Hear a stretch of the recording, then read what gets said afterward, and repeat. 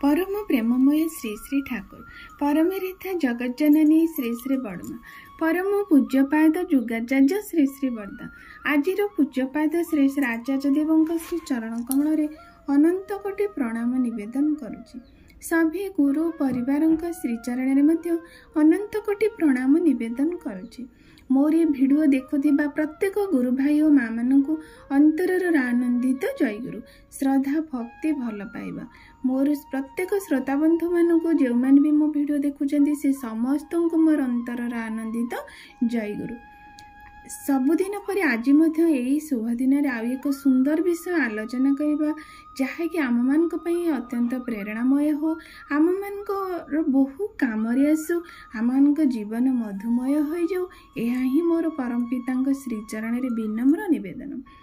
गतकाली तो कही मनीष जीवन में विपद क्यों क्यों बाट देकी आसे बा किपरि भाबरे मनीष जीवन सबू माने चाही मध्य होई पारे ना माने मनीष ता जीवन रे से सब प्राप्तिटा हुए तार को बाट देकी तार भल कर्म द्वारा किपरि भाबरे तार सब किछि भल ही हुए किंतु पुणी किपरि भाबरे विपद आसी जाए।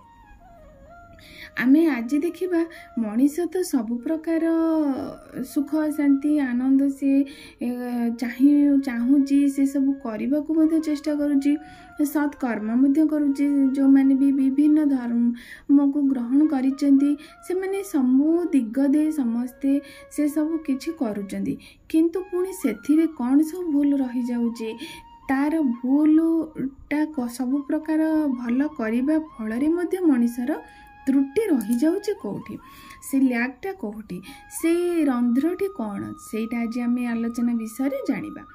प्रकृत रे मनीष जीवन रे जेतबेले सबकिछि भल से करे से भल करिबा भितरे एभली भाबरे अजाणतरे किछि भूल मनीष करिदिए जहा फल रे कि मनीषर सबकिछि पुण्य सेई मध्य दे तार नष्ट हो जाए।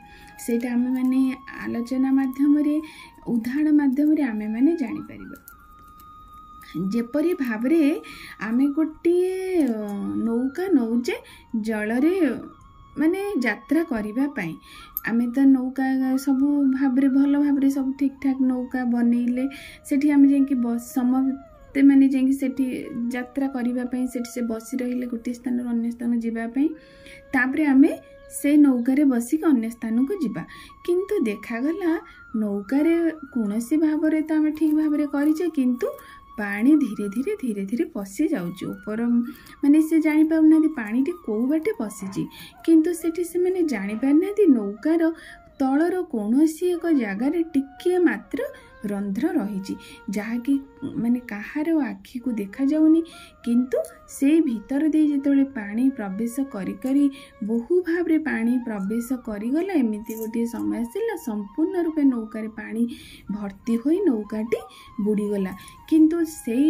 देखागला से नौकाटी तो प्रकृत रे सब किछि ठीक ठाक थिला किछि भी से भली भाबरे माने झड़ झंझा आसीनी किछि भी हेइनी था नौकाटे बुड़ीला कोठू किंतु जानी नाहंती से नौकार जो माने समस्ते बसी थिले से माने जानी पारि नाहंती गोटे छोट छुंची मुन ठुक टिके बड़ हब से नौकारे गोटे रंध्र हो जाइछि जहा फल धीरे धीरे पानी प्रवेश करी करी बहु समय जेतबेले से माने यात्रा को अतिक्रम करिसेंती से भितरे संपूर्ण रूपे नौकाटी बुड़ीगला। सेमती मनीष जीवनर यात्रार यही सब विभिन्न प्रकार रंध्र द्वारा मनीष जीवन नष्ट हो जाए से रंध्र सब कौन आमे माने सेटा अनुभव करिबा। देखंतु आज आमे माने प्रत्येक दिन सकाळ उठुजे आम विभिन्न प्रकार दान हो विभिन्न सत्कर्म पूजा अर्चना गुरुजन भक्ति सेवा विभिन्न प्रकार मध्य दे मनीष विभिन्न पुण्य अर्जन करे से सब पुण्य तो अर्जन मनीष करे किंतु ताको विपद आपद पुणी माने गोटे गोटे समय आसे सब किछि तार नष्ट हो जाए तार माने जो रहिला त्रुटि दोष कोठी कारण देखंतु आमे आज दिन सारा बहु भाव रे गरीब लोगों को सहायता कले, क्या सेवा करेचे, क्या किसी दान हिसाब रे देइचे, कहा पई किछि उपकार करछे। देखो आमे केते भल कर्म सखाळु राति पर्यंत असत्य भाव रे कोनसी माने धन रोजगार करिने, असत्य को प्रसाद देने, मिछ कहिने, जहा कि मनुष्य जीवन सब खराब से सब आमे करिने, किंतु से सब प्रभावटा ताहाले कोन असुविधा हैला। किंतु देखा गला आमे गोटे दिन रे सब प्रकार पुण्य करिथिले सदा जदि अन्य विषय रे किछि को आलोचना कले, अन्यर क्षतिर गोटे भी कथा काठू आमे शुणिदेले, अन्यर अमंगलर चिंता मध्य कले, किए अमंगल करुचे सेथिरे जाई शुणी सेथिरे भाग नहीं गले, पर निंदा बा पर चर्चा कहती ए सब करदेले। देखंतु सेटा आम माने मनरे न थाए, एटा एते हमको माने एते माने हम एटा सेटा एते भाबी पारुना।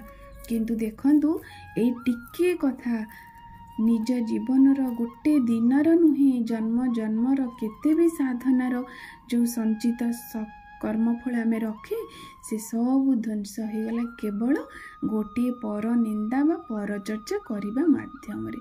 ताहले सेठी मनीष तो भाई मु तो किसी असत्य करिनी, मिछ कहिनी बा किसी असत भाव रे धन रोजगार करिनी, मु तो अन्य को साहाय्य करिछि, सेवा करिछि, ताहले मोर कहीं दुर्दिन बा दुर्दशा आसिला। देखंतु दुर्दिन दुर्दशा कोपरी भाव रे काहा बाट दे आसिला। जेमिति से डंगार गोटे छोट कणा थिला, ठीक सेमती मनीष जीवन उन्नतिर भंडार को जेतेबेले मनीष दिन माने ग्रहण करने को चाहे, भोग करने को चाहे, ए परनिंदा परचर्चा हेउछि से भली गोटे छोट रंध्र, जहाँ फल जना पड़ेनी से रंध्र बाट दे निजर संचित होइतबा समय जावतीय कर्मर फल से बाट दे चली जाए। दिन आसीबो आउ ता पाखरे कौनसी संचित पुण्य नथिबो। यह ही हूँ मनीष जीवनर माने उन्नतिर प्रतिबंधक। ठीक से ही परी मनीष एटा है परनिंदा परचर्चा।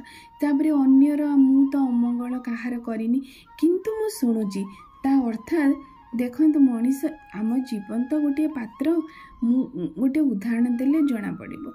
मु जेपरी कहार किछि अनिष्ट करिनी, अनिष्ट कथा मु कहिनी, किंतु मु शुणुची। शुणिबा अर्थात कौन, अन्यर खराब कुगुणटाकू जड़े लोक बहन करी आनिकी तुमको प्रदान कला।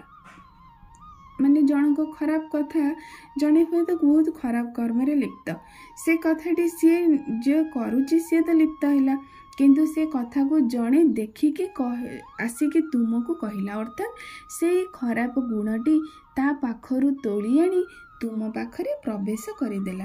अर्थात देखंतु जड़े खराब कर्म कला किंतु तुम्हें खराब कर्म करिन, किंतु ताकू आनिकी निज पाखरे रखिल, सेटा निज मन रे पुरेइल, ताकू सेटा भाबिल, सेटा पुणी तुमे आउ काहाकू कहि देई पारो। ए भीतर दे देखंतु से निजर निज माने मन हो निजर भावना हो सी मध्य कलुषित हो गला। यह ही तुम पुण्यर भंडार को नष्ट करिबार ये भी गोटे रंध्र। एभली भावरे प्रत्येक जिनिस मनीष जीवनर एभली कुगुणर रंध्र सबु जदि रही जाए अजाणत भावरे, ताहा मध्य तुमर सकल पुण्य को विनष्ट कर दिए। तेणु श्री श्री ठाकुर को जीवन ग्रहण करने पर मनीष ए सब को निजको संयत करे, ताकू माने केन्द्राहित करे, ताकू ठीक भाव में परिचालित करे। किंतु जड़े जड़े आमे भाबू आमे कौन ठाकुर को न धरी ए सब करिपारिबु नहीं, किंतु करिपारिबे नहीं। आपण अनुभव करी देखंतु बहुत लोक अछंती पुराण भागवत ठाकुर तो जहाँ कहते निजे किछि माने नुआ कथा कही नांती, जहाँकि आम पूर्व मुनि ऋषिगण आमर जे पुरुषोत्तम माने सब आसी से सब जहाँ कहते ठाकुर केवल नुआ फॉर्म दे आम पाखरे थोई देइछन्ती जुग उपयोगी भावे। तेणु सी तो किसी नुआ कथा नुहे, किंतु सेही पुराण शास्त्र गीता भागवत लोक मैंने पढ़ुचंती, प्रत्येक दिन शुणुचंती, केते पारायण करुचंती, केते माने सत्संग से माने मध्य करुचंती, किंतु तापरे मध्य से मान तो सेही भूल कर्म रे लिप्त होउचंती, सेही असत कर्म करुचंती। काहींकि ना मनीष जे पर्यंत जुग उपयोगी पुरुषोत्तम को बा गुरु को न धरिबो ତାଙ୍କର ପ୍ରଦତ୍ତ ସେ ଯୁଗ ଉପଯୋଗୀ ସତ୍ନାମକୁ ମନନ ନ କରିବ, ତାଙ୍କ ବିଧାନକୁ ନ ମାନିବ, ସେ ପର୍ଯ୍ୟନ୍ତ ମଣିଷ ନିଜର କର୍ମ ଏହିସବୁ କୁପ୍ରବୃତ୍ତି ଉପରେ ହାତ ମଧ୍ୟ ଦେଇପାରିବ ନାହିଁ। ଏହା ବାସ୍ତବିକ କଥା, ଏହା ପ୍ରତ୍ୟକ୍ଷ ଅନୁଭୂତି। ଆପଣ ନିଜେ ଅନୁଭବ କରିବେ, ଯେଉଁମାନେ ଯୁଗ ଉପଯୋଗୀ ଗୁରୁଙ୍କୁ ଧରି ବିଧାନରେ ମାନିବାକୁ ଚେଷ୍ଟା ତାଙ୍କ ବିଧାନ ଖାଲି କରୁଛନ୍ତି, ଦେଖିବେ ନିଜେ ସେ ତାଙ୍କର ଏସବୁ କୁପ୍ରବୃତ୍ତି ଗୁଡ଼ିକୁ କେତେ କାଂଶରେ ରୋକ ଲଗେଇ ଦେଇ ପାରିବେ, ଆଉ ସେ ଶକ୍ତି ମଧ୍ୟ ସେମାନଙ୍କର ରହିବ।